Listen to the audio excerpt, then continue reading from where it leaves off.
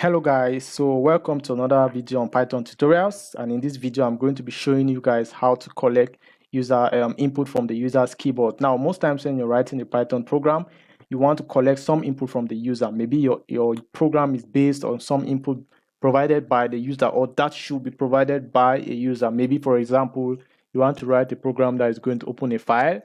You're going to ask the user for the file name, or sometimes you may want to compute some data from the user, maybe do a calculation. You're going to ask the user for some inputs. So I'm going to be showing you guys how you can collect or how you can request that information from the user. Now, reading this, I say asking for keyboard inputs in Python is known as a prompt. So we say we are prompting the user for input.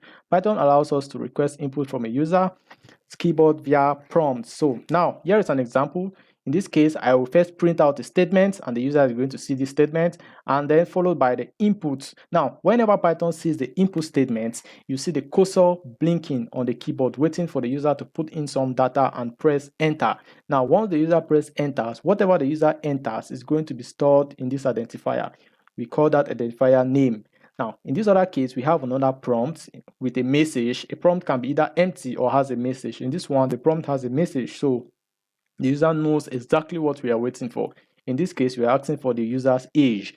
So once the user enters that age and presses enter, we save that age in another identifier called age. Now, we print a bunch of stuff outside there, like a complex welcome message to the user. Now, to show you how this works, I'm going to copy this code and put it in a real Python file and execute. Now, here is a real Python script. As you can see, the extension ends with .py. Now, to run this program, I can use a command, or I just simply click here, and you see there we have a prompt. The user is the code is asking us for our name, the program. I can enter a name and I can enter an age. Now you see it says, welcome to Bluetech Empire. Your name is Manuel, your age is 30. Now I can also change that just to show you the code actually works with what we enter. I can write David, and in this case, you see age, I can go to 50. So you see, welcome to Bluetech Empire. Your name is David. So now we have requested input from the user, and our program works based on that input. Now let's move to the next example. In this example,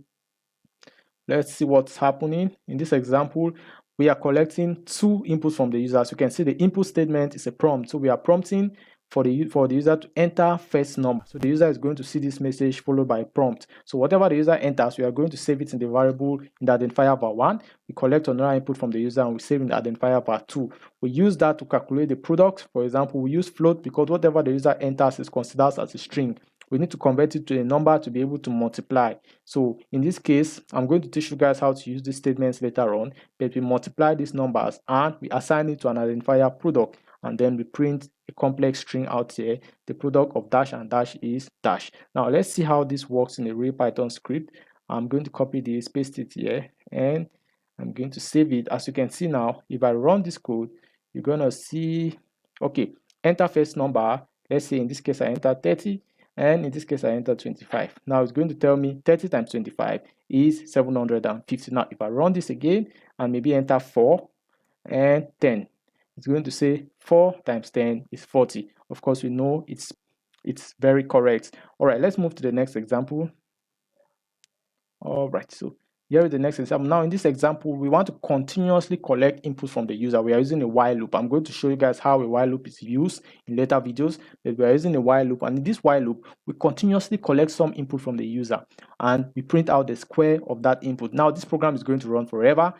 It's always going to ask the user for input, and it's always going to print out the result. Now that's why it's called a loop. It loops because its condition is true. We are going to learn this later, but I'm going to copy this code here and transfer it to a Python file and then execute it, so you see how it works. Now you see it asked me for a number. I wrote I write 30. It gives me 30 squared. If I write 2, it gives me 2 squared. If I write 3, it gives me 3 squared. If I write 5, it gives me 5 squared. So this is just an example of a program. You see, it continuously loops. If I want to end this program, I need to use control, copy, and interrupt. So that's called a keyboard interrupt. So in this video, this short video, I've shown you guys how to collect an input from the user, which is known as prompt. Hope you enjoyed the video, and see you in the next video. Have a nice day.